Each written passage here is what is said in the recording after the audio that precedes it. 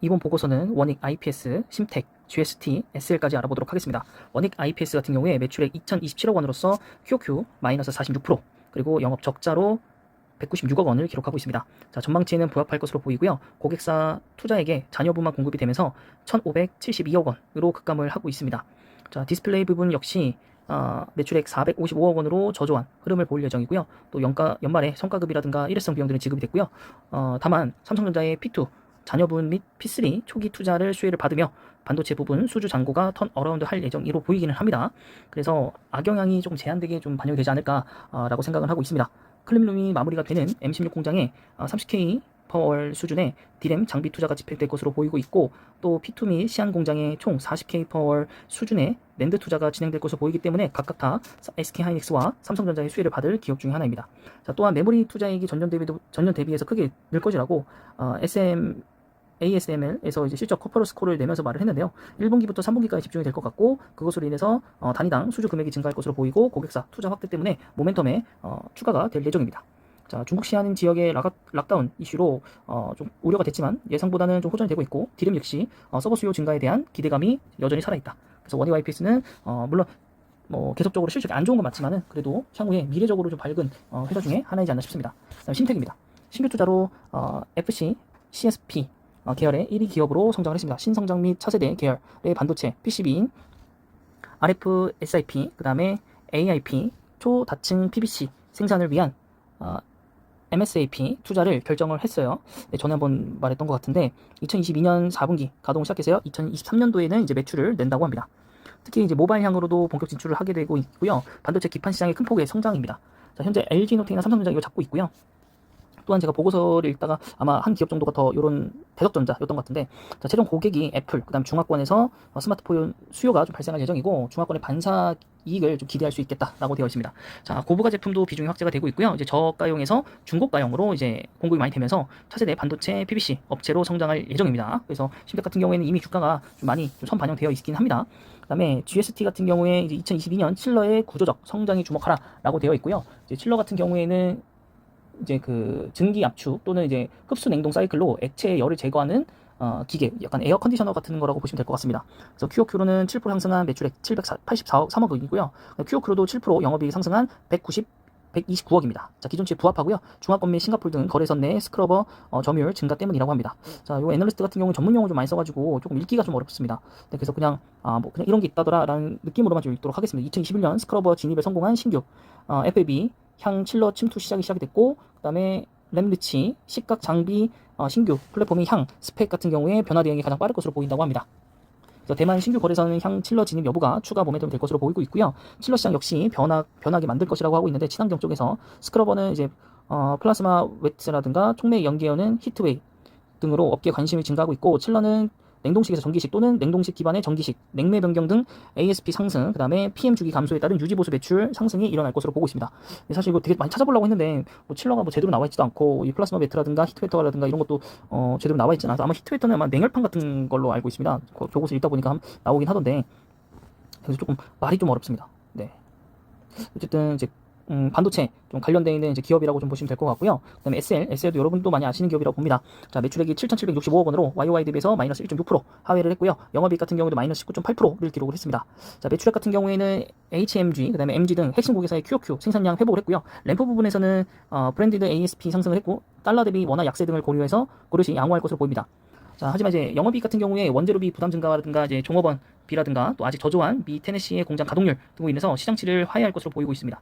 자, 특히 완성차 생산 차질이 여전히 실적에 좀 부담을 주고 있고요. 또 램프에 이 브랜디드 ASP 지속적으로 상승하고 있지만 헤드램프 침투율 확대에서 기인한 것으로 보이고 있고, 이제 선진이라든가 신흥 시장에서 이제 채택을 하고 있고, 또 EGMP라든가 HMG 전기차 이런 데에서 올해도 좀 개선이 이어질 것이다라고 좀 보고 있습니다. 우선 이제 조금 회복이 더디다라고 보고 있고, 또 올해 자동차, 화장품 등은 지속적으로 조금 성장이 좀 힘들 것이다라고 하고 있어서 조금 전망이 침울합니다. 제가 가지고 있는 주식들 중에서도 자동차랑 화장품들도 있는데, 좀 머리가 아프고, 정말로 이 오미크론, 이 코로나 때문에 정말 이제 세계 경제가 많이 꼬이기도 있고, 또 여기서 또 부자들만 더 부자가 되고, 좀 가난한 사람들이 좀 투자를 이용해서 어떻게든 간에 좀 돈을 늘려가고, 또 투자를 열심히 하고 싶은데도 불구하고 좀 뭐라 그럴까요? 이제 투자를 안 하겠다 싶으면 안 되겠어서 투자를 시작을 했는데, 오히려 이 시장 속에서, 주가들이 하락을 하면서 굉장히 좀 많은 투자자들이 또 떠나게끔 만들어가고 있어서 그 부분들은 너무 아쉽습니다. 물론, 국내 시장 제외할 거 없이 해외 시장도 전부 다 급락입니다. 네, 급락이고, 특히 성장주 위주로 투자하셨던 분들께서는 굉장히 좀 크나큰 손실 좀 중일 거라고 보고 있습니다. 예, 저 또한 이제 해외 주식에서 좀 크나큰 좀 손해로 좀 보고 있고, 네, 좀 정신이 좀 안 차려지는데, 뭐, 어쨌든 뭐 해외 주식 같은 경우에는 연간 250 정도의 수익만 낼 수밖에 없기 때문에 뭐 마이너스가 되든 뭐 플러스가 되든 사실 뭐 이번 연도는 그냥 제대로 그냥 안 볼 생각입니다. 네, 여러분들도 좀 여러 가지 부분에서 좀 본인만의 멘탈을 좀 찾을 수 있는 그런 좀 방향으로 좀 가보시기 바랍니다. 자, 이제 각설하고요. 원익 IPS부터 일봉 보겠습니다. 자, 원익 IPS부터 일봉 보시면은 네, 좀 하방을 좀 지지해준다는 느낌은 있어요. 네, 하지만 여기까지도 한번 내려올 수 있다라는 거. 반도체 주주도 그렇게 좋은 상태는 아니기 때문에 네. 그래도 오늘 기관들 들어왔었고 외국인하고 그다음에 저번 주 목요일 거래에서 외국인이 크게 한번 들어왔었네요. 네, 그래서 뭐 올 1분기에는 또 네, 1분기 흑자전만 예상한다라고 또 되어 있기 때문에 뭐 그 부분에 있어서 좀 되어 있는지 모르겠지만 네, 뭐 그렇게 나와 있고 그래도 실적이 좀 나오고 나서 네, 좀 봐야지 좀 전체적으로 조금 더 윤곽이 좀 잘 나오지 않을까 싶고요. 그다음에 GST 보겠습니다. GST 같은 경우 일단 저희가 뭐 하는 종목인지 좀 보고 가도록 하겠습니다. 우선 반도체나 디스플레이 부분에서 네, 사용 후 배출된 유해가스 정화, 가스터빈인 스크러버, 그냥 스크러버라는 명사군요. 가스 정화 장비, 스크러버의 안정적 온도를 유지하면서 공정 효율을 개선하는 온도 조절 장비인 칠러를 제조하고 있다. 온도 조절 장비인 칠러가 있군요. 네, 이렇게 회사명을 좀 잘 보시면 또 보고서 이해가 좀 빠르겠죠. 그래서 그런 부분들이 좀 좋아지고 있다, 뭐 변화하고 있다, 친환경적으로 이런 거에 보고서인 것 같아요. 그래서 여기는 굉장히 좀 견조하네요. 견조하네요. 네, 목표 주가도 22% 상향을 했고, 그러고 보니까 저희가 뭐 상향했는지 목표 주가도 제대로 보지도 않았네요.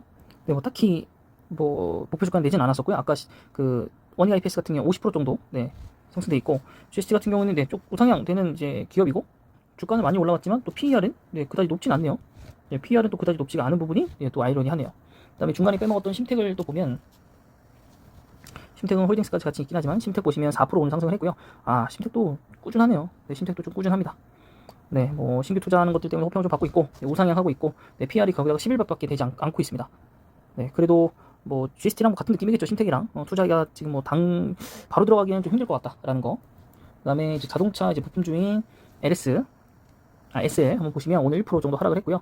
네, 좀 반도체랑 좀 느낌이 좀 다르죠. 물론 반도체라고 느낌이 다 똑같은 건 아니지만, 네, 지속된 하락. 주봉상으로 봤을 때도 네, 지금 계속 하락하고 있습니다. 자, 월봉상으로 봤을 때도 여기 최고점 대비해서 좀 많이 내려온 상태고, 자동차나 이런 부품주들이 좋지 않아서 네, 좀 문제이긴 합니다. 그래도 이제 외형 성장이라든가 내년 실적감이 좀 커진다라고는 되어 있긴 합니다. 네, 그래서 요 차트 재무표상도 우상향에 PER이 9배밖에 되진 않기 때문에 또 배당도 540원 정도 네, 주네요. 그래서 SL 같은 경우에는 좀 괜찮은 것 같아요.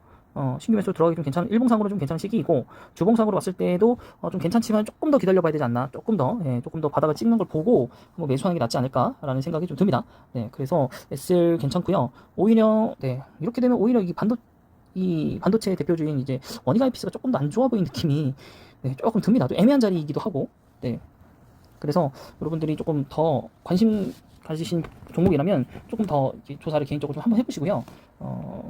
결론 뭐 정답은 없죠. 다 좋아질 거고 바닥을 언젠가 찍을 건데, 요게 이제 언제가 될지가 제일 중요한 거라서 네, 여러분들의 선택에 한번 믿어보도록 하겠습니다. 자, 이번 보고서는 여기까지고요. 영상이 마음에 드셨다면 구독과 좋아요 그리고 댓글까지 부탁드릴게요.